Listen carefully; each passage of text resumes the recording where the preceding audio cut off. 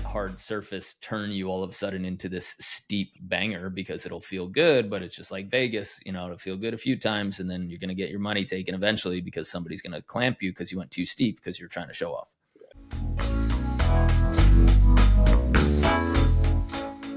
Hey, everybody, and welcome to the Better at Beach podcast. My name is Mark Burrick, and I'm here with Brandon Joyner. Today, we are talking about sand and how it affects your play, sand depth, any considerations you want to take for different surfaces, and how you might modify your game according to what type of sand you're playing on. So kind of a unique topic, but one that's like, it's really discussed within the volleyball world. And I don't know if there's ever been a real podcast on it. So we are going to attack that today.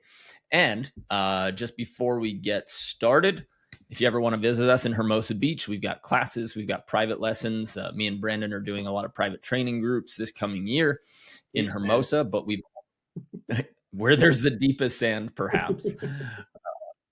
And we are going to Punta Cana, all-inclusive resort for a week of training, November 29th.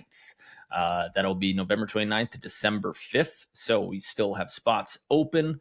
Also, September 12th, we're going to Oklahoma City, September 19th in Vegas, September 26th in Seattle, October 3rd in Youngsville, Louisiana, October 10th in Long Island, October 17th in Orlando, Florida, October 31st in Fort Myers, November 7th, we just popped one up again in Virginia Beach. Brandon's going home.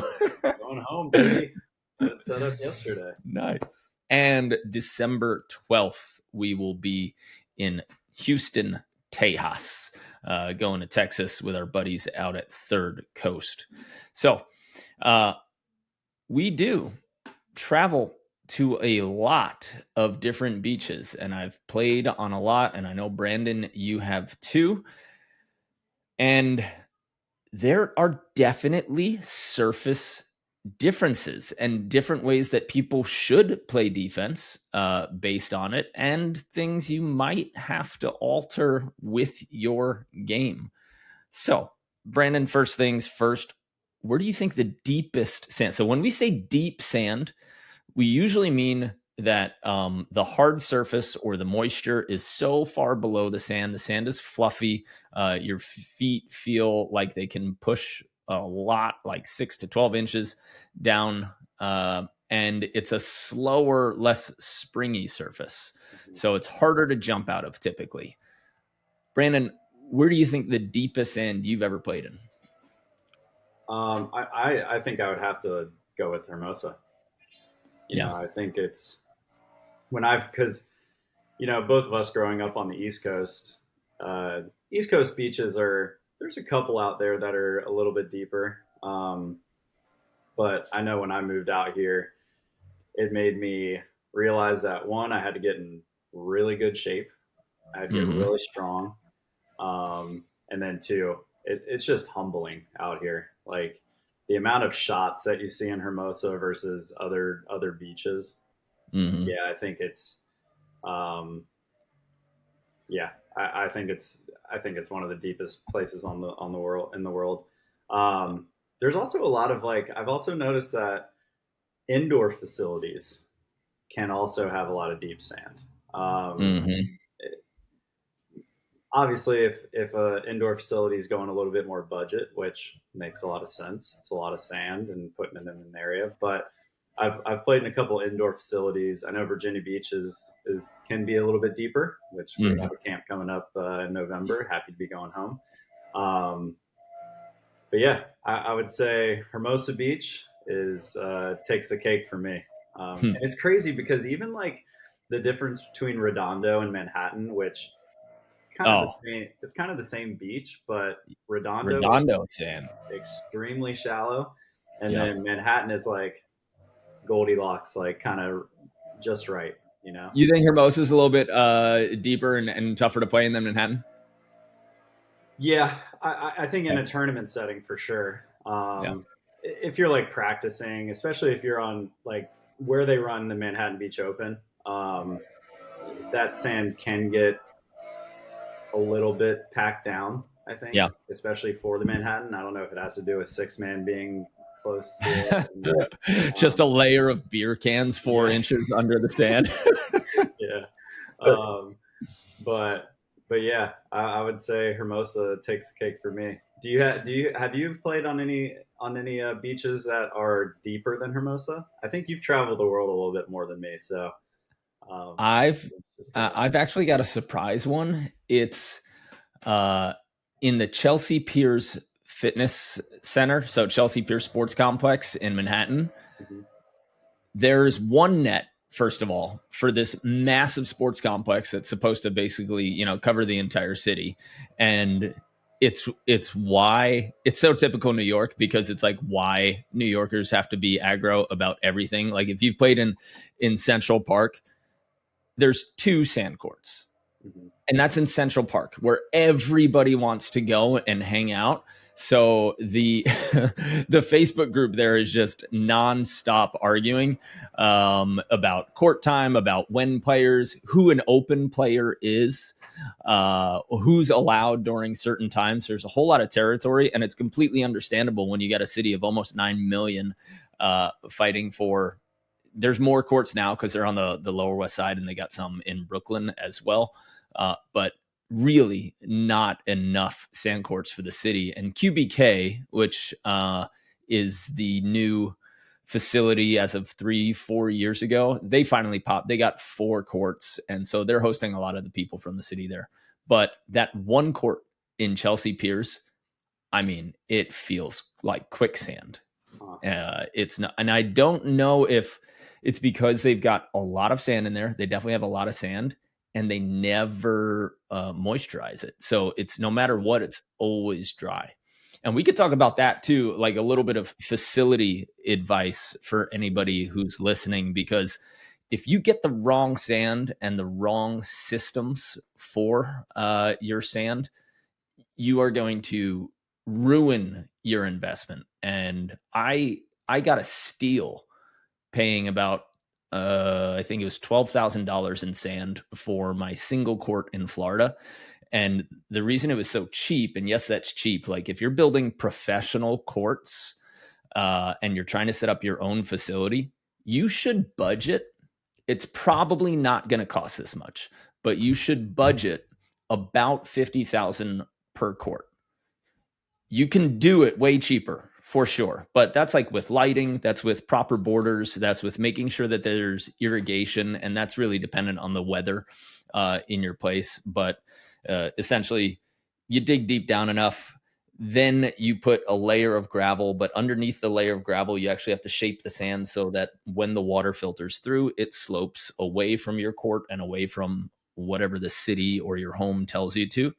So you dig this like little minor trough, and then you put gravel on top of it, and then you put a layer of landscaping paper, which is just porous paper that still lets water through, and then you put your sand. And your sand, if you're going to save money, because it's by the ton, right?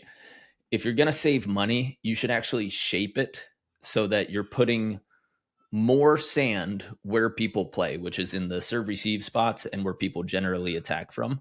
So it kind of has this like lowercase w shape when you're digging out the space for your courts. Of course, that changes if you're an indoor and you've got just like a solid surface or anything, but courts get dug out in the playing area and they stay pretty high around the sidelines and outside the court. So that's actually where you need more sand. Mhm. But yeah, Volleyball. surprisingly, it was Chelsea Piers feels like quicksand. Yeah. Yeah, yeah, that's crazy.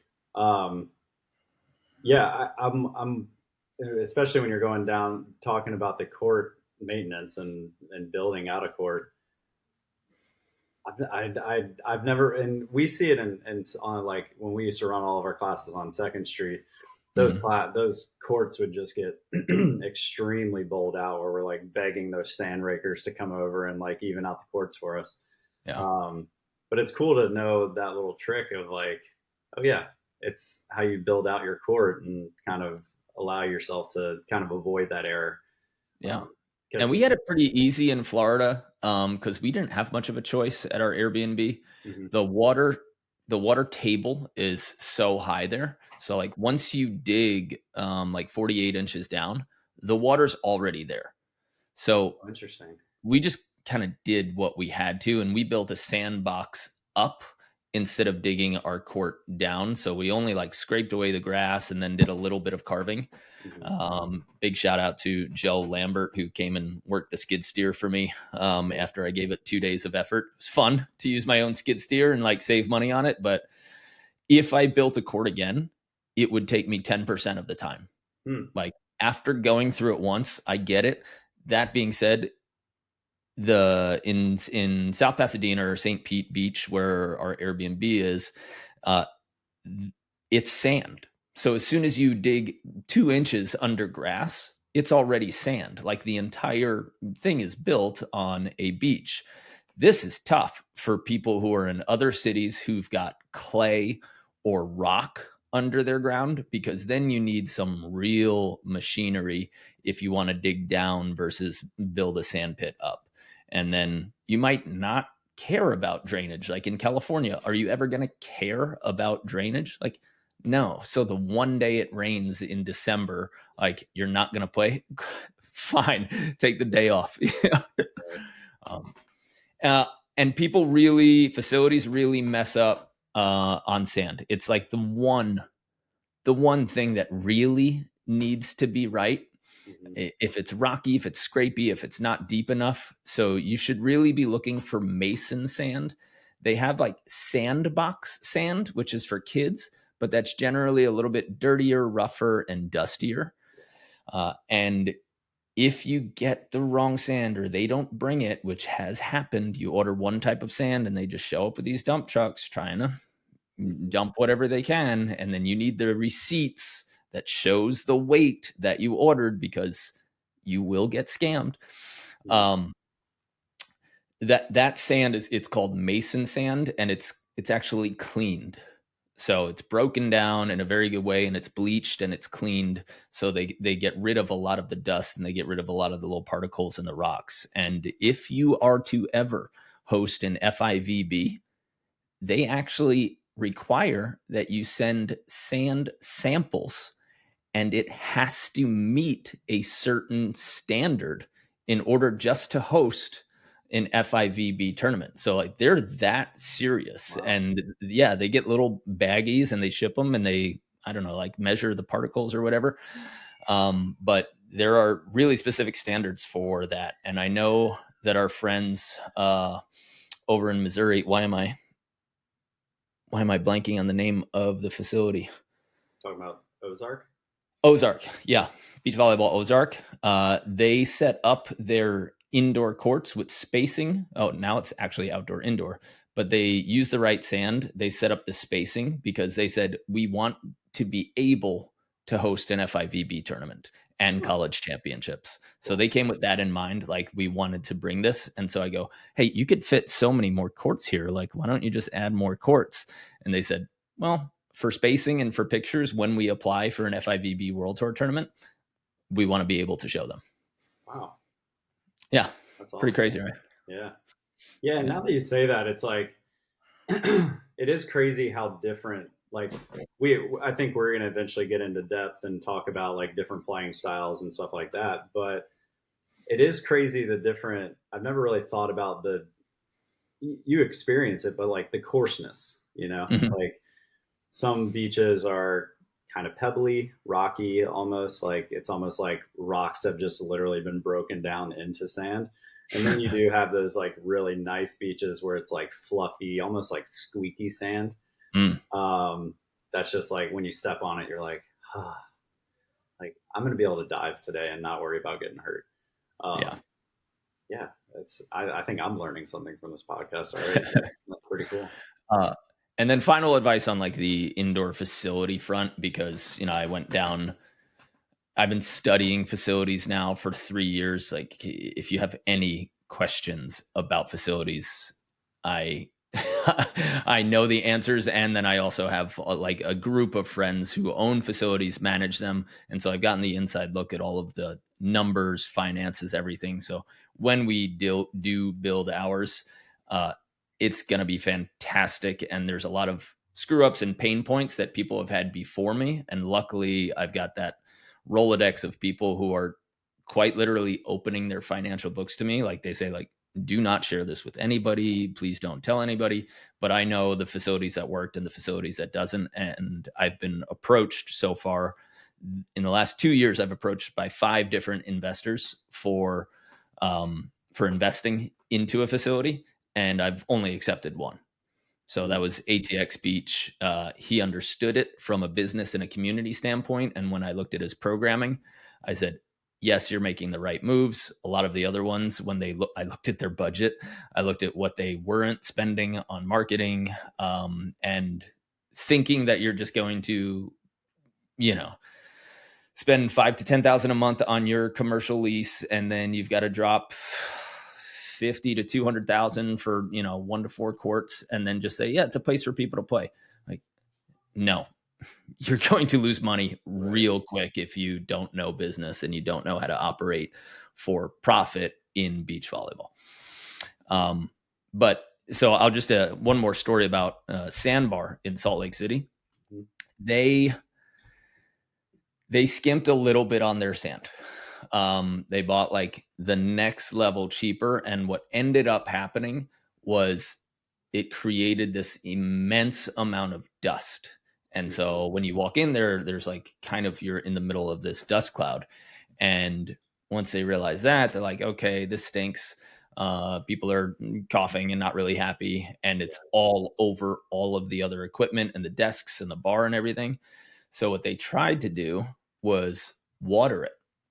And so they built a sprinkler system so that they could hold that moisture. The moisture holds the dust down. And then one of the key figures in that, Joe Lambert, again, he's like, this is a steel building. You're spraying water every day that's going to be hanging in the air. He's like, you're actually corroding your entire building over time. And this building and a lot of the stuff is going to have to be replaced like 20 to 30 years sooner than otherwise. So if you're thinking about a sprinkler system for indoor, remember that that's going to rust everything. And so one company came with this solution, and they've now got this oil that you can spray on sand, and the oil holds that down. And it's like, for the first 2 weeks, it's really slick and you're kind of grimy when you're playing. But then after that, it does a pretty good job of holding it down. So I don't know what kind of company invests in making an oil that will hold sand down and how many people they can actually sell to. But there are facilities that are using that. But that's like, it's a Band-Aid for the initial problem, which was buy the right sand. Even if it costs you way more in the beginning, it'll cost you way less over time.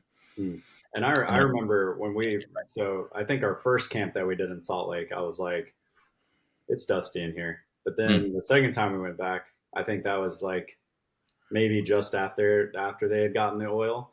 Yep. And it did make a huge difference. I wish if there are indoor facilities out there that are dealing with a lot of dust, it's like that option has to be a thought, because it was night and day, the difference in that facility.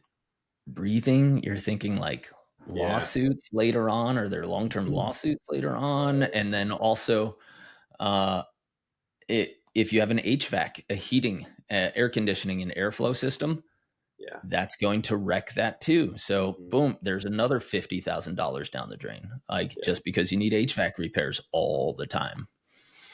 So a lot to think about when you get those lessons. Yeah. So maybe we'll move into a little bit of some gameplay based on different things, because I had one of those stories, Adam Roberts, longtime AVP pro, and you could say that Adam is the path to becoming one of the best blockers in the world, because the number of guys that played with him, he brought them from kind of non-existent through qualifiers, got some main draws with them. And then the next year and two, then they moved up and they found, they got picked up by like higher level defenders. But great guy to learn from because he knows how to practice. He knows how to take care of his body. He's just really excellent, and his pass and set are just immaculate. So you get really, really good with him. And he's always down to play and train. And Phil lived at his house forever. He played with Andy Benesh. He played with Cody Caldwell. He's playing with Dentler right now. So statistically, Dentler is going to make is about to be like a top 5 AVP blocker. Yeah. But I was playing in Hermosa, I think the first year, and he would just step up into the pocket, and I would try to rock balls, and he'd eat me alive with his hands. He would just dig me so easily with his hands, and I was like, am I hitting that soft? Like, how are you digging me, and how are you getting so many hand digs? And he's like, we're in Hermosa. I was like, okay, what does that mean? He goes, people can't jump as high and hit as hard or as steep. So I step up 2 to 3 feet and I play more hands defense because they don't have a vertical. And this is more often. It's not like an everyday thing. But if you can't jump out of that deep sand as well, you can't hit balls steep. So you can come forward and pick your hands up on defense and cut off angles instead of having to stay back and maybe dig it with your platform. And I think once you get used to hand digging, I think women really struggle with this because they're all across the board, all the way through AA and even advanced. Not a lot of women are hitting hard enough to require the fingers defense. Men can get there as an A player. Like you'll get some kid who played football or baseball and he's just still rocking balls. So men get to use their fingers legally a lot sooner in terms of level than women do. But if you're going to advance your game 100%, you have to learn how to dig overhand, whether it's like ultra controlled tomahawk slaps, pokies, but get used to using your fingers. And the more you do, the better hand setter you become and the more options you have defensively. Would you say that, so like that idea with Hermosa and it being really deep sand and him stepping up into the pocket and digging more balls with his hands, what would the opposite be? Like if you're playing on a beach in Florida that feels like indoor, it's like a dusty indoor floor.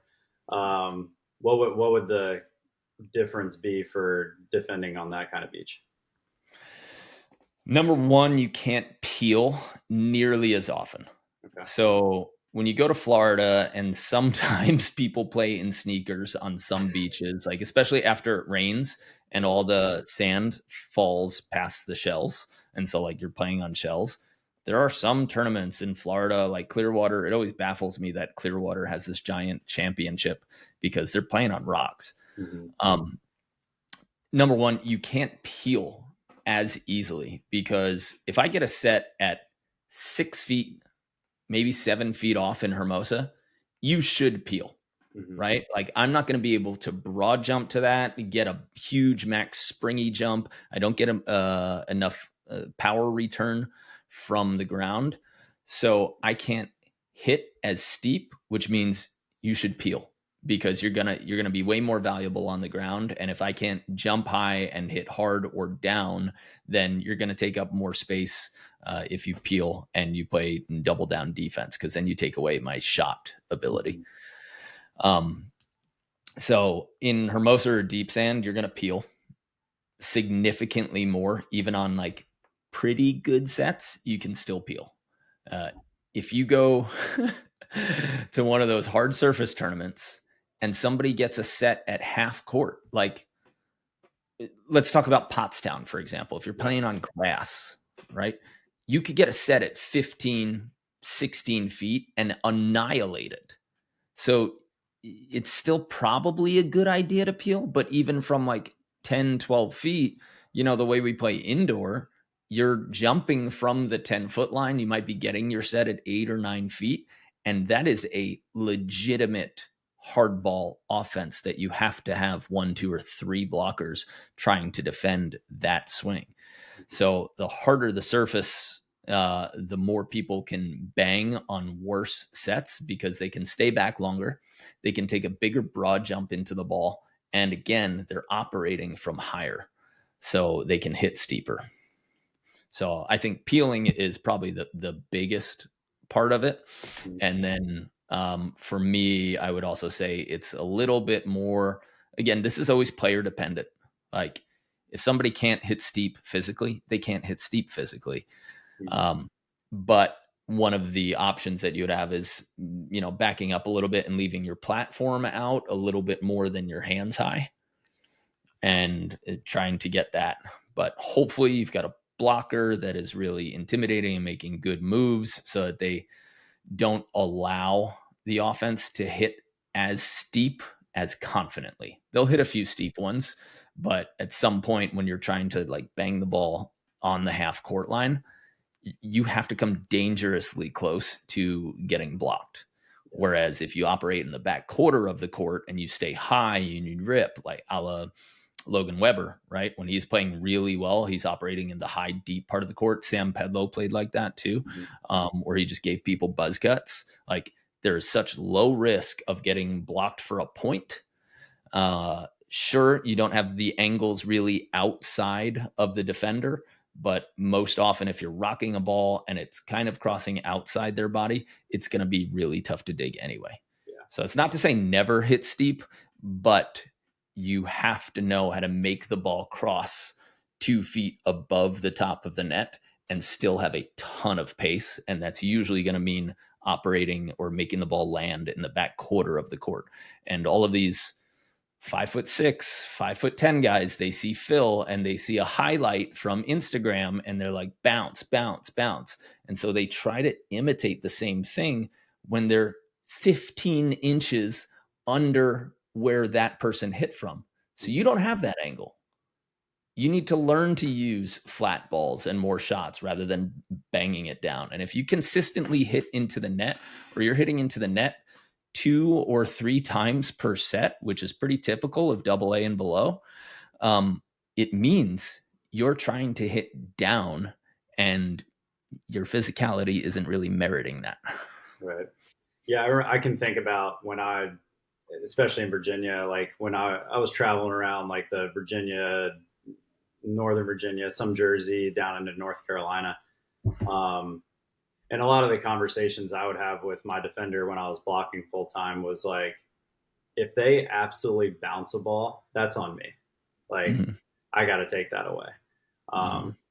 Put yourself in a position where if they hit a ball deep, like those are the plays that we can change.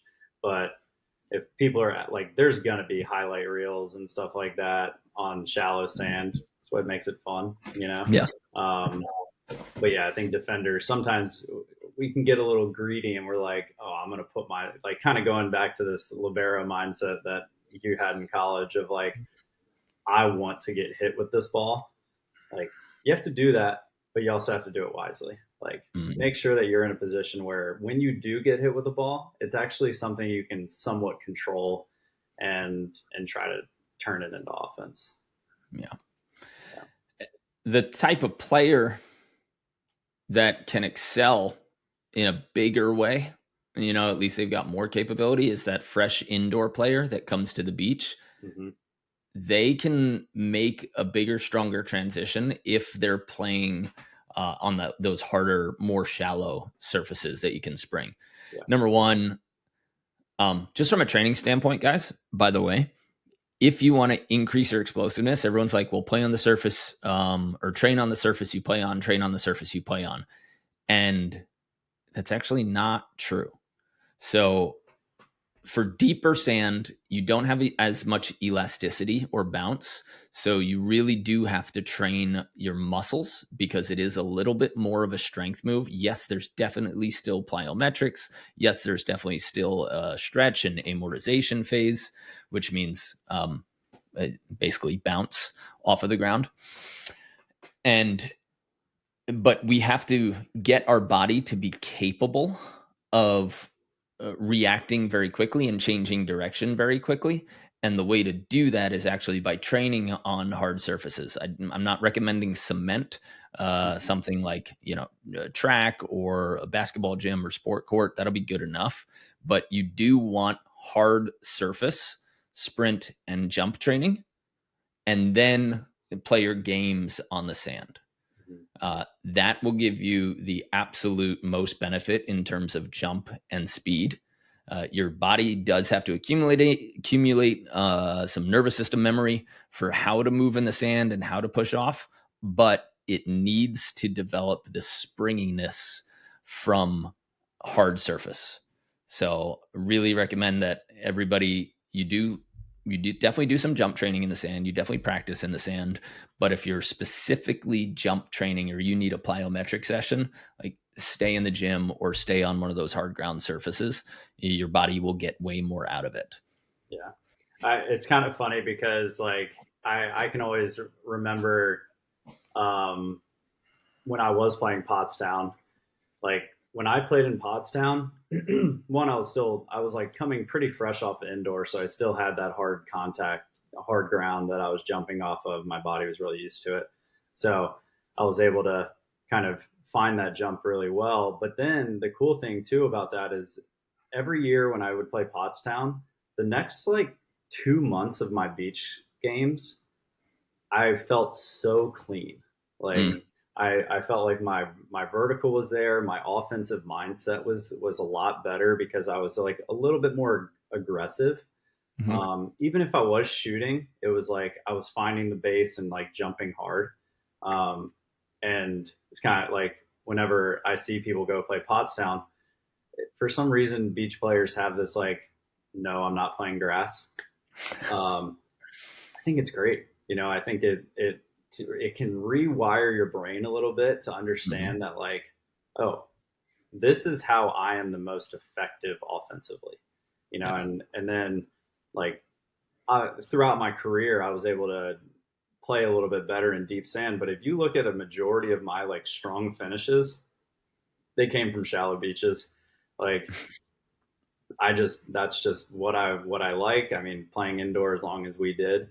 Um, yeah, and it's crazy how different it is when you're playing in deep sand versus shallow sand. Mm-hmm. But the mindset of offensively doesn't need to change too much. Obviously, there are going to be differences on how high you jump and what your approach feels like and all that stuff. But um, once you kind of figure out that perfect balance, I think it allows you to find like your true game. Yeah. Yeah, you shouldn't change. If you're a shooter, in soft sand, you should still be a shooter and looking to shoot on the hard sand. It just leaves some harder balls or maybe some steeper balls slightly more available. Mm-hmm. But to be like, oh, it's hard sand, all I'm going to do is bang today. Are you doing something different than you've done in every practice and every training match and every other tournament?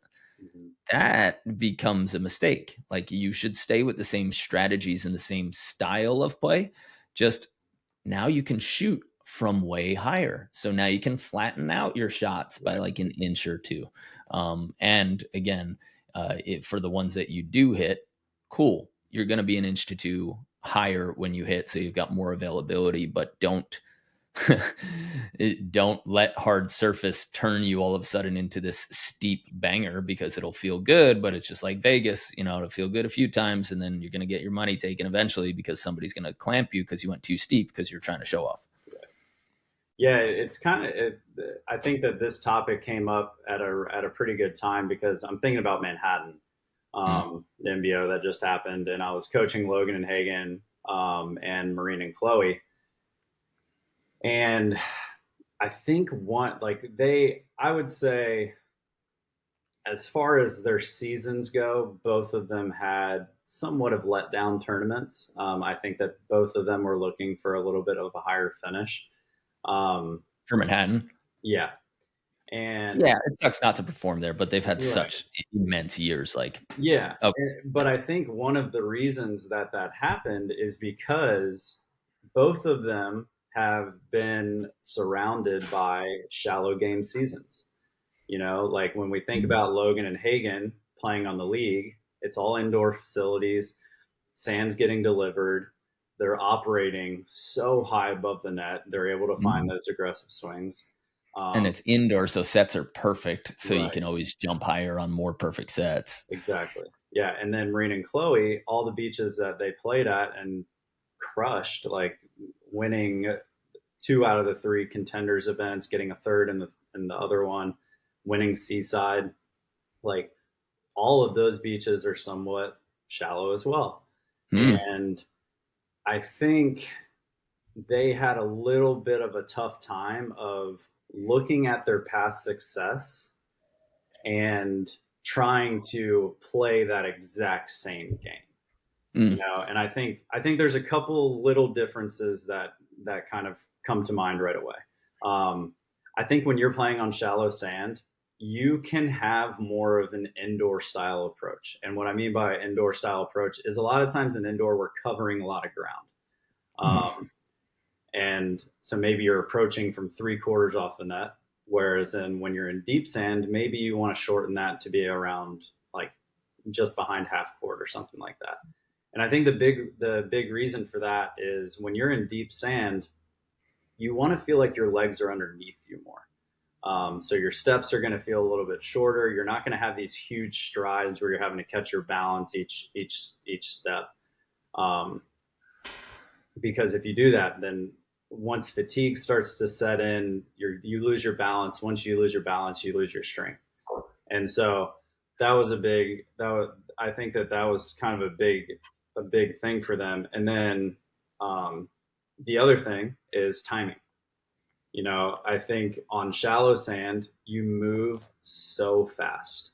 Like your timing. So we commonly say that like if we're thinking about the first step of our approach and our timing step happening on the setter's contact, that can be good, but you have to play around with that a little bit. Like when we're in Florida, I remember we did a session at one of our camps where you were kind of running us through a practice. I think it was before some tournament. And you told me like, hey, I want you to find balance on both feet. And I want your timing step to happen when the ball's like 2 to 3 feet out of the setter's hands.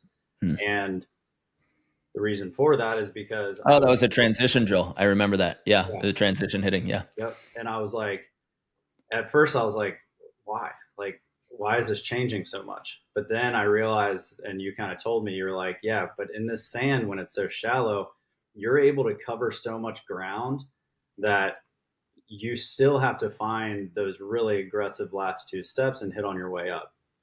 And it was pretty eye-opening to me, like, oh, wow.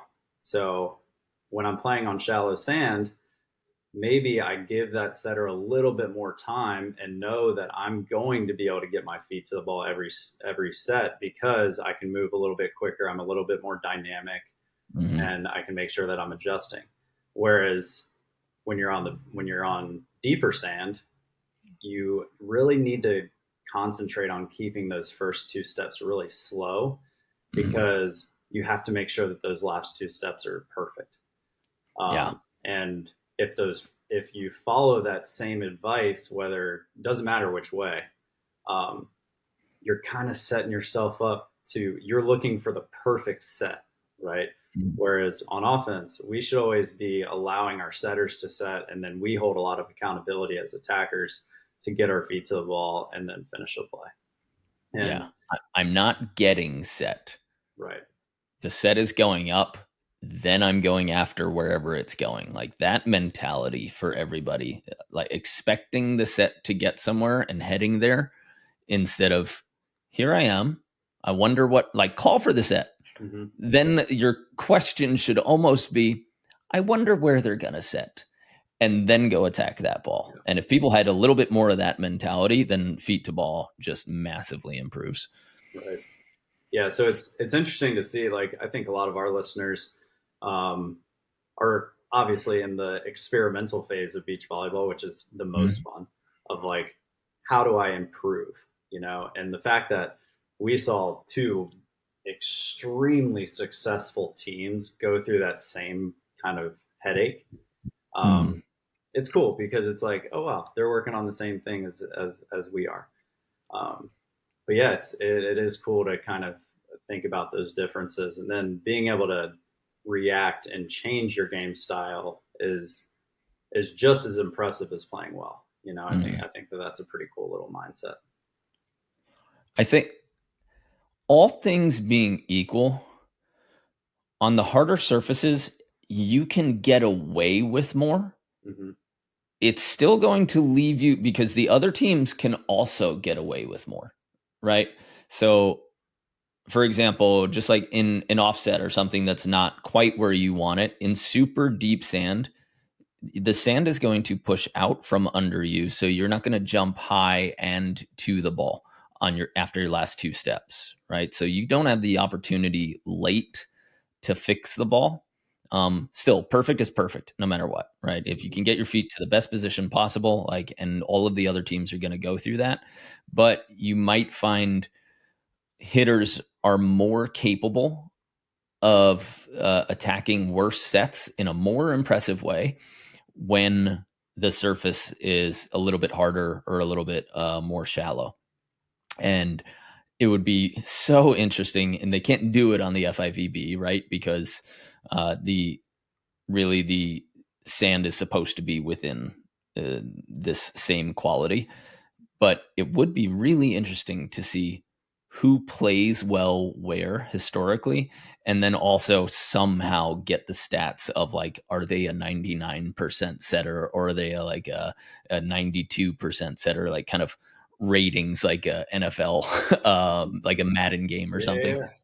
Yeah. That would be sick because I think, there are setters that are not perfect and their hitters' feet to ball are pretty good and they do well. But now that same hitter would be able to adjust to having a mediocre setter better if they had a harder surface. So, like, if I were locked in, if I had to play with two different people for whatever reason, I made a social agreement with them, right? And I'm like, yeah, I'm going to get one tournament with you this summer.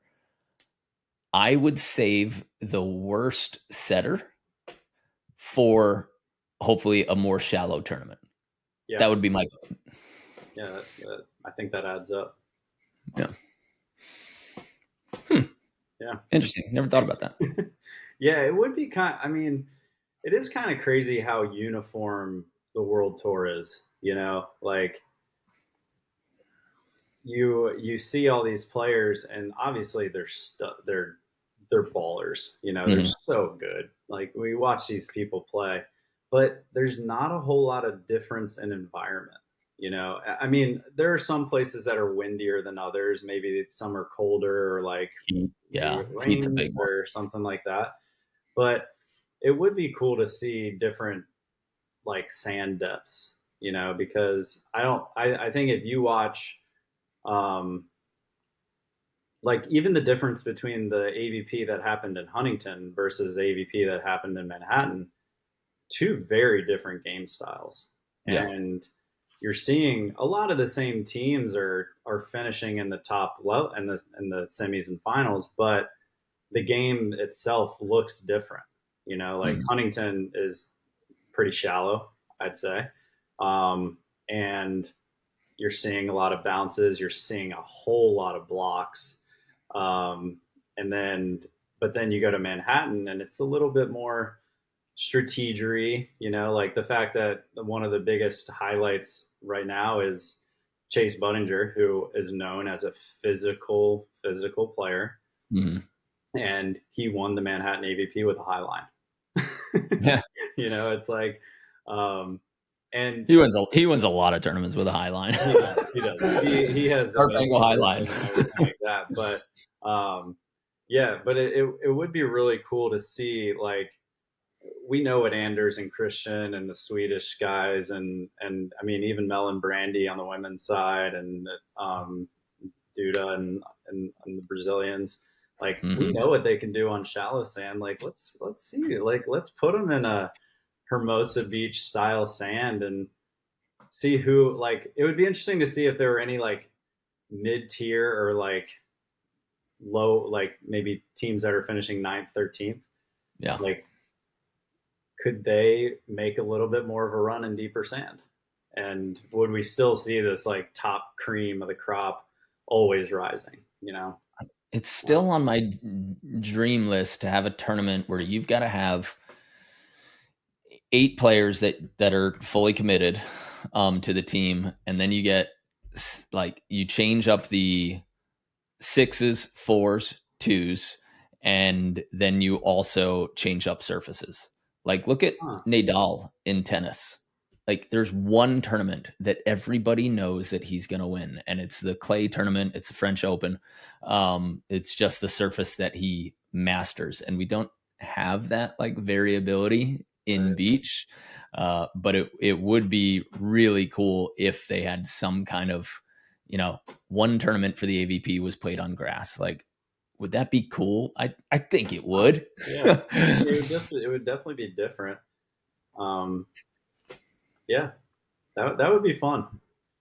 Yeah. A cool little grass, like a grass event, and they have like that built in right now with like the AVP grass roots or whatever. Um, but once again, all these teams are kind of shying away from those kind of tournaments, which I understand. I think there's a little bit more of a risk of injury. Oh Um, yeah. If you and look at Pottstown, I mean, Pottstown and their team of paramedics, oh yeah, you just see somebody getting carted off every like yeah, 15-20 minutes.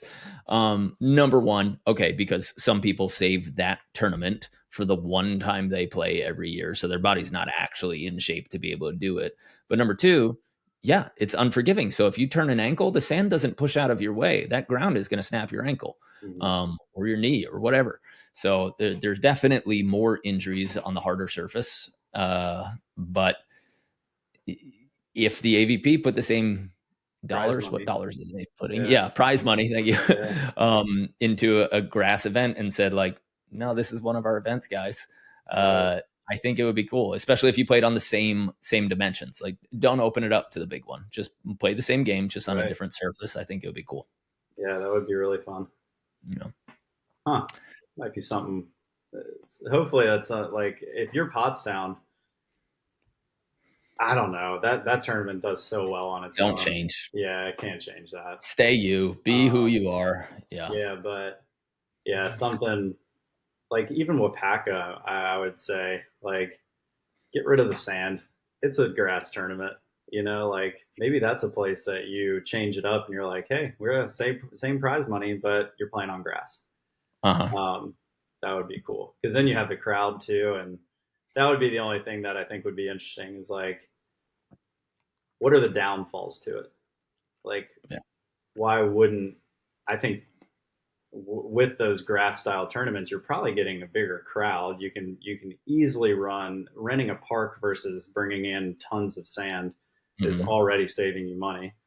Um, Seeing some bounces could be fun. oh man, I can only Yeah. imagine like Taylor Sander ripping a ball on grass. That ball would Oh. bounce over top of trees. Yeah. That would be cool. So, guys, that's our chat on sand depth and sand quality. Let us know if you liked it, if you enjoyed listening.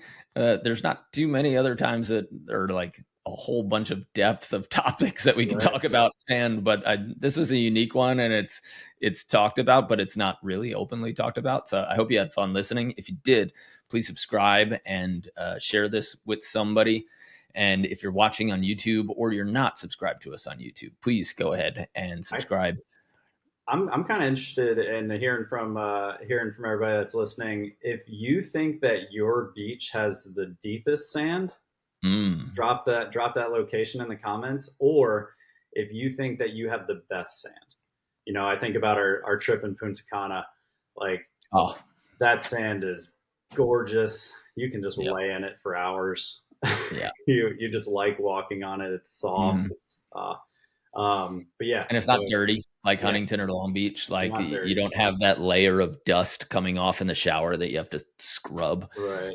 So it looks like you're part of a murder scene, like running all over the Yes. place. Yeah, it does. The brown Yeah, leaking into your faucet. Yeah. right. Um, but yeah, if you think you have the deepest sand, if we didn't, if we were pretty, we said Hermosa pretty much, and then the Court and Chelsea Piers. But yeah, if you think that you have the deepest sand, drop it in the comments. Or if you just think you have beautiful sand, let us know because we love running camps there. That's always a nice little weekend trip or a week long trip. So Yeah. because we also need to pick some locations. So if you think that Yeah. the sand is perfect in your city, we want to come and run a camp there. So please get us the location, and obviously don't share phone numbers. But if you could email support@betteratbeach.com with the website or the person we need to contact to reserve those courts, that's what we want. That's how we book camps. So email support@betteratbeach.com after you comment your favorite city or location. And I don't know if any of you guys know who listen, but underneath in the description here, we include a free drill book for anybody who joins our email list. So if you join our email list, you're going to get updates on camps. We send multiple tips per week. We send our other lessons, our most popular videos, and new episode releases. But you also get our 36 best drills for beach volleyball. It's a free PDF. So check out that link underneath. Go ahead and subscribe, and you'll get 36 of our favorite drills that we absolutely love. And if you love those, you would definitely love our online program. And if you're listening and you wish you could just ask us a question right now, you can. All you have to do is go to betteratbeach.com and join the inner circle. Right after this, after we film our podcast, we go into our players meeting and we review film. We review their practices. We take a look at their tournament plays, and any drills or questions they have, and we chat about it for an hour. So if you want to support our channel, support what we keep doing, as well as just have a weekly open Q&A, plus your ability to post and DM us at any time, go ahead to betterbeach.com and join the inner circle. And I would see you immediately after this podcast, and we'd have a nice chat, and I'd get to look at your film and see what you're doing. Love it. That's a really fun community. Every time I sub in for you and hop on there, it's the questions you get and the conversations that you get to hold with those people are awesome. So tell them all I said hi. I will. All right. From Brandon, that's all we got for you today. Hope you liked the episode. Like, subscribe, join our inner community, come to a camp, or tell us where to run a camp, and we will see you on the sand.